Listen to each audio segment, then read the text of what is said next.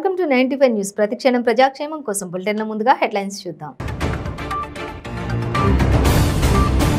ఎర్రగడ్డ రైతు బజార్ వద్ద ఓ private travel bus బీభత్సం. ఆగి ఉన్న 2 కార్లు, కొన్ని ద్విచక్ర వాహనాలు ధ్వంసం.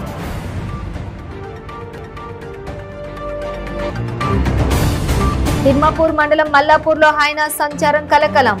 హైనా సంచారంతో భయాందోళనలో గ్రామస్తులు.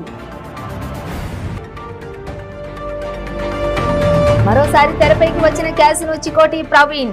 గజ్వేల్ పట్టణానికి వచ్చి ర్యాలీగా వెళ్లిన చికోటి ప్రవీణ్ పై కేసు నమోదు. అధిక శబ్దాన్నిచ్చే వాహనాలు, సైలెన్సర్లు, రోడ్డు రోలర్తో తొక్కించి ధ్వంసం చేసిన పోలీసులు. డీటెయిల్స్ చూస్తే హైదరాబాద్ ఎర్రగడ్డ రైతు బజార్ వద్ద ఓ ప్రైవేట్ ట్రావెల్స్ బస్సు బీభత్సం సృష్టించింది.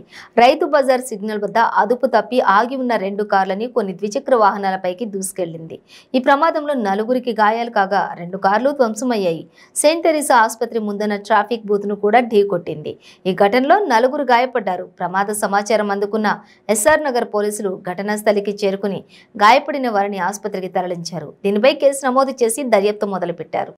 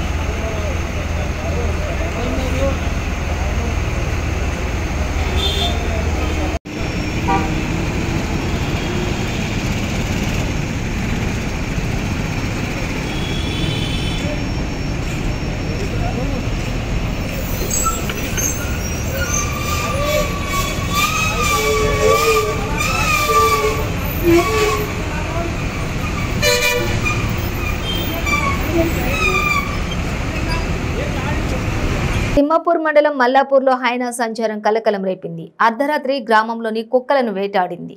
ఓ కుక్కపై దాడి చేసి నోట ఖర్చుకుంది. హైనా సంచారంతో గ్రామస్తులు భయాందోళనకు గురయ్యారు.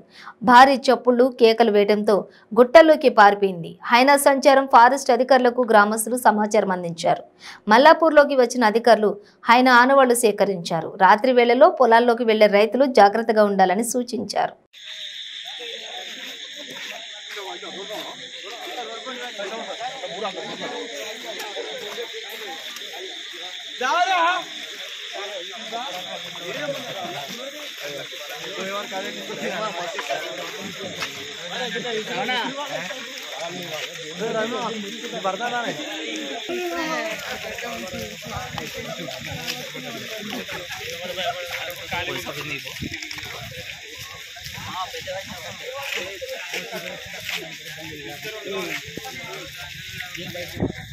క్యాసినో వ్యవహారంలో చికోటి ప్రవీణ్ సంచలనం సృష్టించిన విషయం ఆల్రెడీ తెలిసిందే.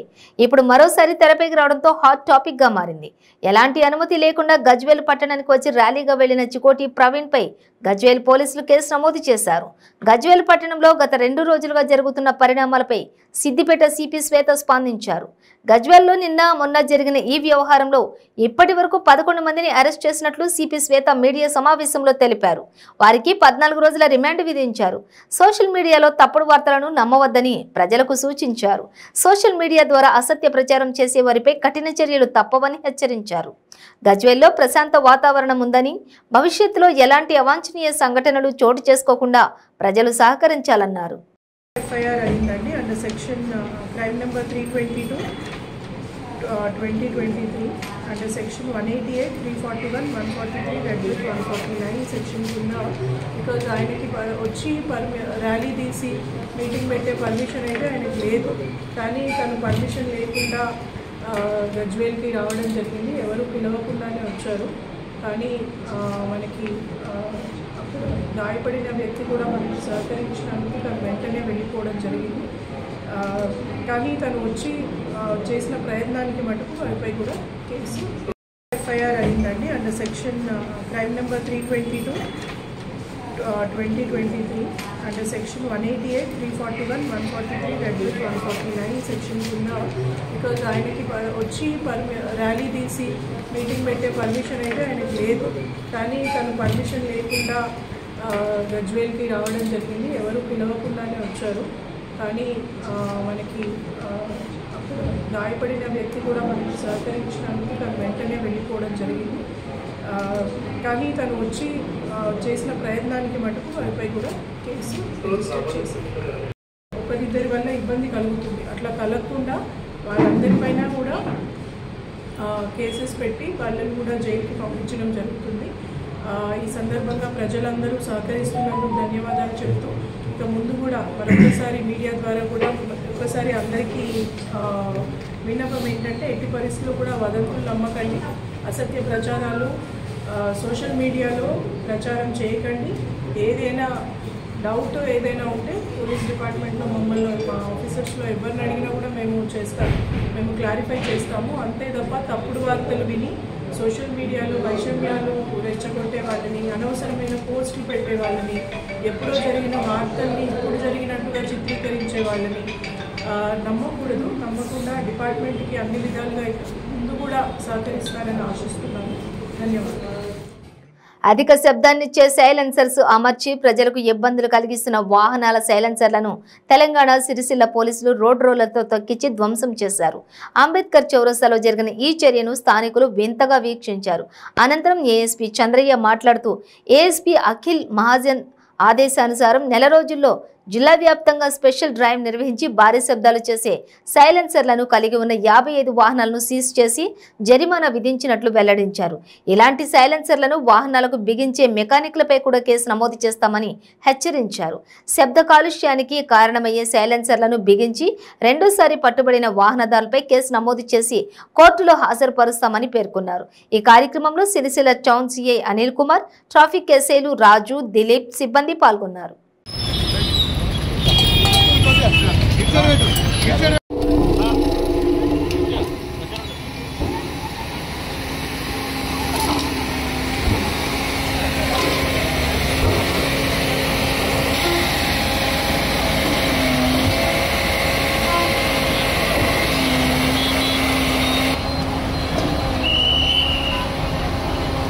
అన్ని దగ్గర పెట్టమను.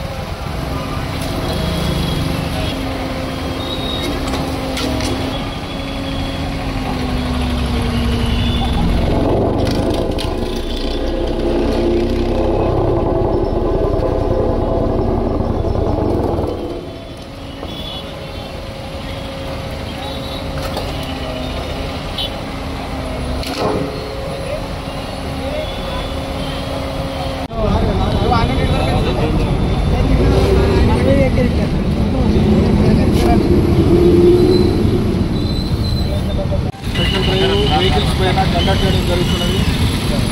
అందులో ముఖ్యంగా 2 వీలర్స్ పైన ఫోకస్ చేయడం జరుగుతున్నది. జిల్లా ఎస్పీ గారు శ్రీ అఖిల్ మహాజన్ గారి ఉత్తర్వుల మేరకు వెమ్లాడ సిరిసిల్లో 2 ట్రాఫిక్ ఎస్ఐలు plus law and order SIC అందరూ కలిసి మూకుమ్మడిగా వెహికల్ చెకింగ్ చేస్తున్నారు. రీజన్ ఏంటంటే సైలెన్సర్ దానికి వచ్చినటువంటి కంపెనీ సైలెన్సర్ తీసేసి కొత్తగా సైలెన్సర్ మాడిఫై చేసుకొని వెళ్తున్నారు. దాంట్లో చాలా సౌండ్ క్రియేట్ చేస్తున్నది. దానివల్ల చిన్నపిల్లలు, రోడ్ సైడ్ నడుస్తున్న వృద్ధులు, తర్వాత చదువుకునే పిల్లలందరికీ కూడా డిస్టర్బెన్స్ అవుతున్నది. సార్ ఎస్పీ గారు గమనించినారు. దాంట్లో భాగంగా స్పెషల్ డ్రైవ్ 10 టైం చేయడం జరిగింది. టీడీపీ జాతీయ ప్రధాన కార్యదర్శి నారా లోకేష్ నెల్లూరు బహిరంగ సభలో చేసిన వ్యాఖ్యలకు మాజీ మంత్రి అనిల్ కుమార్ యాదవ్ ఘాటుగా కౌంటర్ ఇచ్చారు. నెల్లూరు జన సమీకరణ కోసం లోకేష్ ఒకరోజు పాదయాత్రకు బ్రేక్ ఇచ్చారన్నారు అనిల్. ఇక సభ పెట్టిన పక్కనే ఉన్న ఎన్టీఆర్ విగ్రహానికి పూలమాలలు కూడా వేయకపోవడంతో సిగ్గుచేటన్నారు. రాజకీయాల్లోకి రాకముందు తన తండ్రి ఇచ్చిన ఆస్తి కన్నా ₹1 ఎక్కువ ఉందని నిరూపించి దమ్ము లోకేష్ కుందా అన్నారు. చెన్నైలో తాను 50 కోట్లతో ఇల్లు కొనుగోలు చేసినట్లు ఆరోపించారని, కానీ తాను అద్దె ఇంట్లో ఉంటానని చెప్పారు. డాక్యుమెంట్తో సహా తీసుకొచ్చి మీడియాకు విడుదల చేశారు. లోకేష్కు దమ్ముంటే తన ఛాలెంజ్ స్వీకరించాలని, నెల్లూరు సిటీలో పోటీ చేయాలన్నారు. తాను ఓడిపోతే రాజకీయాల నుంచి తప్పుకుంటానని మరోసారి స్పష్టం చేశారు. ఈ ఎర్రి పుష్పంకి చెప్పాల్సింది ఏంటంటే, అయ్యా ఎర్రి పుష్పం, ఈ ఎకరాలన్నిటికీ ఎవరెవరని తెలిసిన దానికి కంపం కట్టించుకున్నా నీ పక్కన ఉన్నాడయా, నీ పక్కనే కూర్చోన్నాడు. ఆయన అడుగుంటే చెప్పేవాడు కదా. 3-4 నెలల క్రితం పాపం మా జిల్లా అధ్యక్షుడు కనిపించినట్టే మా గొంతు కోసేసిన అజీజ్ భాయ్ నిన్న మీటింగ్ లా. మా మైనారిటీ సభ్యుడు మా జిల్లా అజీజ్ భాయ్ నిన్న స్టేజ్ మీద నెల్లూరు నగరంలో మీటింగ్ ఉంది. స్టేజ్ మీద ఎందుకు లేడు? 4 నెలల క్రితం మీ అందరి సాక్షిగానే, పత్రికా విలేకరుల సాక్షిగానే ఈ ల్యాండ్ మాఫియా, ఈ liquor mafia, so and so mafias నెల్లూరులో ఒక స్వాతి ముత్యం, ఒక కమల్ హాసన్ చేస్తున్నాడు అని చెప్పాడు. ఆ స్వాతి ముత్యం ఎవరు? ఆ కమల్ హాసన్ ఎవరు? ఆ స్వాతి ముత్యం ఎక్కడున్నాడు? ఆ కమల్ హాసన్ ఇప్పుడు ఎక్కడున్నాడు? మీ దగ్గరకు వచ్చేస్తే సత్యహరిశ్చంద్రుడు అయిపోయాడా? ఇప్పుడు నేను చెప్పాల్సింది ఏంటంటే, అజీజ్ అనే వ్యక్తి మీ జిల్లా అధ్యక్షుడు చెప్పింది అబద్ధాలా? అది క్లారిటీ ఇవ్వాలా. ఎందుకంటే మీ జిల్లా అధ్యక్షుడు ప్రెస్ మీట్ పెట్టి ఈ అన్నిటికీ రింగ్ లీడరు, సింగిల్ నంబర్ లాటరీకి, వైన్ మాఫియాకి, ల్యాండ్ మాఫియాకి, ఈ బెదిరింపులకి అన్నింటికి చెప్పింది ఎవరు? మీ తెలుగుదేశం పార్టీ అధ్యక్షుడే. ఎవరినో ఉద్దేశించి స్వాతి ముత్యం కమల్ హాసన్ అని చెప్పాడు. ఇప్పుడు ఆ స్వాతి ముత్యం కమల్ హాసన్ ఇవన్నీ చేసిన కమల్ హాసన్ స్వాతి ముత్యం ఎక్కడున్నాడు? ఇప్పుడు అజీజ్ అబద్ధం చెప్పాడా? తేల్చాల్సిన టైం వచ్చింది. ప్రజలకు కూడా తెలియాలా అజీజ్ అబద్ధం చెప్పాడా, లేదా అజీజ్ బయటకన్నా వచ్చి అవును నేను చెప్పింది అబద్ధాలే, ఈ స్వాతి ముత్యం కమల్ హాసన్ గురించి అంతా, ఆయన సత్యహరిశ్చంద్రుడు మా పార్టీలో చేరిపోయిన తర్వాత అని చెప్పాలి కదా. అది చెప్పడా? శ్రీధర్ రెడ్డి కంటే జగన్మోహన్ రెడ్డి గారు గొంతు కోసాడంటే ఏం కోసాడా పాపమా? 2 సార్లు ఎమ్మెల్యే ఇచ్చి గొంతు కోసాడా పాపమా? ఈరోజు ఏ స్థాయిలో ఉన్నారో వాళ్ళు తెలీదా? 30 సంవత్సరాలుగా అనేక రాజకీయ పార్టీల్లో తిరిగితే టికెట్ అయిన వాళ్ళు ఈ రోజు 2 సార్లు ఎమ్మెల్యే ఇచ్చింది. ఈ రోజు నువ్వైనా ఎందుకు ఇస్తున్నావు టికెట్? ఆయన ఎమ్మెల్యే కాబట్టి టికెట్ ఇస్తున్నావు. అదే ఆయన జగన్మోహన్ గారు గొంతు కోసిందే. గొంతు కోయటం అంటే ఏందో తెలుసా? ఎవరు పోటీ చేయనప్పుడు 2019లో ఓడిపోతానని తెలిసి కూడా ఒక మైనారిటీ సభ్యుడిని పోటీ చేయించి ఓడిపోయిన తర్వాత 4 సంవత్సరాల పాటు ఎవరు జిల్లా అధ్యక్ష బాధ్యతలు తీసుకోలేకపోతే జిల్లా అధ్యక్షుల బాధ్యతలు తీసుకుని 4 సంవత్సరాల పోరాటం చేసి వాళ్ళ కార్యకర్తల చేత అటెంప్టివ్ మర్డర్లు కొట్టించుకొని, తలకాయ వగలగొట్టించుకొని, కేసులు పెట్టించుకొని పోరాటం చేసిన వ్యక్తిని గొంతు కోసి పక్కన పెట్టేవే అబ్దుల్ అజీజ్ ని, దాన్ని నాయన గొంతు కోయటం అంటే. బ్రేక్ తీసుకుందాం. మీ పెళ్లి రోజు, పుట్టినరోజులు, మరే ఇతర శుభ కార్యక్రమాలకైనా మీ బంధువులకు, శ్రేయోభిలాషులకు శుభాకాంక్షలు చెప్పాలనుకుంటున్నారా? మీ ఇంట్లో జరిగే శుభకార్యాలను టీవీలో చూడాలనుకుంటున్నారా?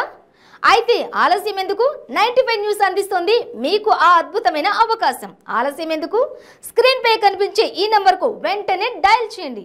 మీరు చెప్పే శుభాకాంక్షలు ప్రత్యక్ష ప్రసారంలో చూడండి. మీరు డయల్ చేయవలసిన నంబర్ 9912696995 న్యూస్. ప్రకాశం జిల్లా జరుగుమల్లి మండలంలోని Munnangi sea foods private limited కంపెనీలో విషవాయువు లీక్ అయింది. దీంతో కంపెనీలో పనిచేస్తున్న 17 మంది సిబ్బందికి అస్వస్థతకు గురయ్యారు. ఇక మున్నంగి సీ ఫుడ్స్ లో ఫ్రాన్స్ ప్రాసెసింగ్ చేసే క్రమంలో ఉపయోగించే ద్రవకాలు లీకేజ్ కావడంతో ఆ వాసనకు కార్మికులు అస్వస్థతకు గురైనట్లు తెలుస్తోంది. కుప్పకూలిన కార్మికులను సిబ్బంది ఒంగోలు రిమ్స్ ఆసుపత్రికి తరలించారు.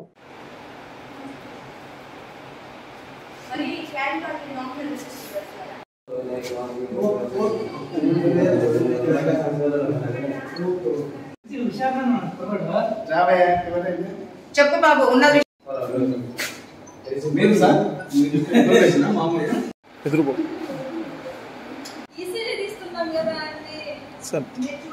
జగిత్యాల పట్టణ కేంద్రంలో ఆషాఢ మాసం పురస్కరించుకొని మేరు కులస్తులు పోచమ్మ తల్లి బోనాలు నిర్వహించారు.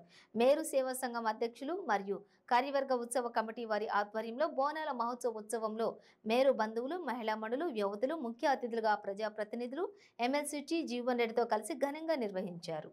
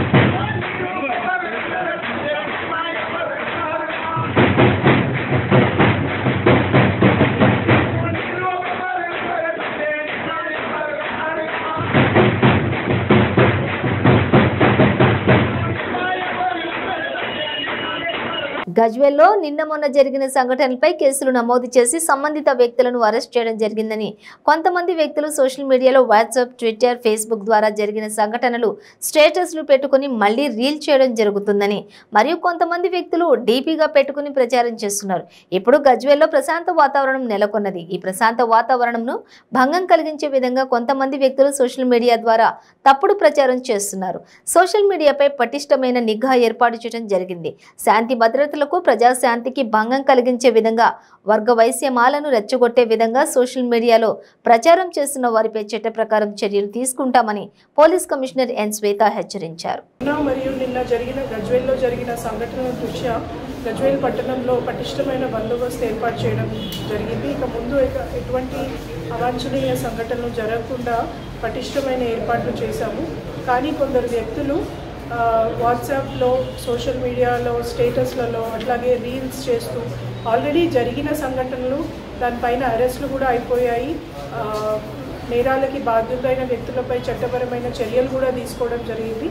అయినా కూడా ఆల్రెడీ జరిగిన సంఘటనలు దృష్టిలో పెట్టుకొని వాళ్ళు అవే సంఘటనల వీడియోలు, ఫోటోలు వాట్సాప్లో సర్క్యులేట్ చేస్తున్నారు, స్టేటస్లుగా పెట్టుకుంటున్నారు, డీపీలుగా పెట్టుకుంటున్నారు.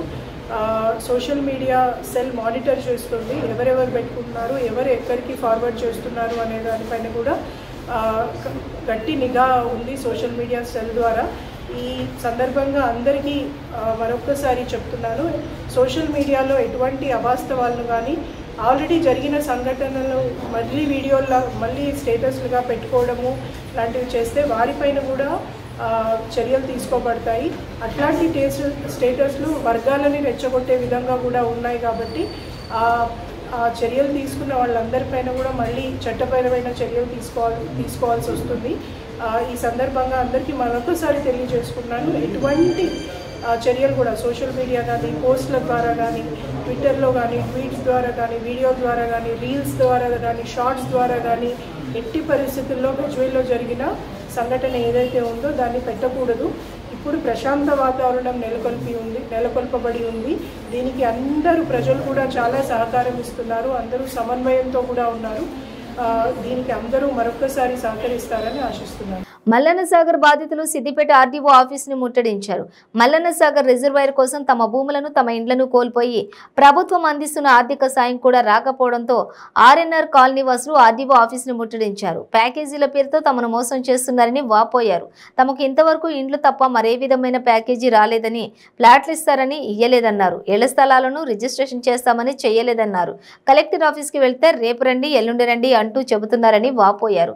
న్యాయం చేసే వరకు ఈ పోరాటాన్ని కొనసాగిస్తామని, అప్పుడు కూడా వినకపోతే నిరాహార దీక్ష చేస్తామని గ్రామ సర్పంచ్ రజితతో పాటు మల్లన్న సాగర్ భూ నిర్వాసితులు హెచ్చరించారు. చేపట్టినటువంటి కుమరవెల్లి మల్లన్న సాగర్ పల్లెపాడు గ్రామానికి చెందిన భూ నిర్వాసులం మేము. మా ఇండ్లు, మా జాగలు సర్వస్వం కూలిపోయినాం. మా ఇండ్లు, గ్రామాలు కోల్పోయి మా ఇండ్లు ఖాళీ చేస్తున్నటువంటి ప్రేమ ఇలా అధికారులకు, నాయకులకు లేకపోవడం మాకు బాధాకరం. సర్వం కూలిపోయి గజ్వేల్లో ఆర్ఎన్ఆర్ కాలనీలో ఉంటున్నాము.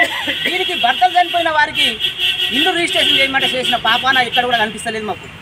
అట్లే ఉండి ఇలా కుటుంబంగా ప్యాకేజ్ తీసుకుని 7,00,000 రూపాయల ప్యాకేజ్ తీసుకొని వాళ్ళకు కూడా ఇల్లు ఇవ్వమంటే ఇల్లు ఇచ్చిన దాఖలాలు కూడా ఇక్కడ కనిపిస్తలేవు మాకు. అట్లే 18 సంవత్సరాల నుండి 5,00,000 రూపాయల ప్యాకేజ్ తీసుకున్న వాళ్ళకు ప్లాట్ ఇస్తా అన్నారు. ఈ రోజు వరకు ప్లాట్ ఇవ్వలేదు, అద్దులు చూపించలేదు. మేము తిరిగి ఈరోజు కలెక్టర్ ఆఫీస్ తిరిగినాం. ఈరోజు ఆర్డీఓ వస్తాడంటే పొద్దున 7 గంటలకు వచ్చి ఇప్పటి వరకు కూడా అన్నం లేక, నీళ్లు లేక ఇక్కడనే అనేక బాధలు పడుతూ ఇక్కడనే ఆఫీస్ ముంగట ఉన్నాము. ఇంతవరకు ఆర్డీఓ వచ్చిన పాపాన పోలేమ్మా. మా పరీక్షలు, మా కష్టాలు తెలుసుకున్న పాపాన పోలే. కాబట్టి మమ్మల్ని చాలా హింస పెడుతున్నారు. ఇది కరెక్ట్ కాదు. అధికారులకు ముగించే ముందు హెడ్లైన్స్ మరోసారి. ఎర్రగడ్డ రైతు బజార్ వద్ద ఓ ప్రైవేట్ ట్రావెల్ బస్సు బీభత్సం. ఆగి ఉన్న 2 కార్లు, కొన్ని ద్విచక్ర వాహనాలు ధ్వంసం.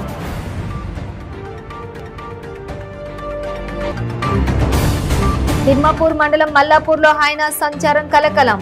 హైనా సంచారంతో భయాందోళనలో గ్రామస్తులు. మరోసారి తెరపైకి వచ్చిన క్యాసినో చికోటి ప్రవీణ్. గజ్వేల్ పట్టణానికి వచ్చి ర్యాలీగా వెళ్లిన చికోటి ప్రవీణ్ పై కేసు నమోదు. అధిక శబ్దాన్నిచ్చే వాహనాలు, సైలెన్సర్లు, రోడ్డు రోలర్తో తొక్కించి ధ్వంసం చేసిన పోలీసులు. ఇవి బులెటిన్ డీటెయిల్స్. చూస్తూనే ఉండండి 95 న్యూస్.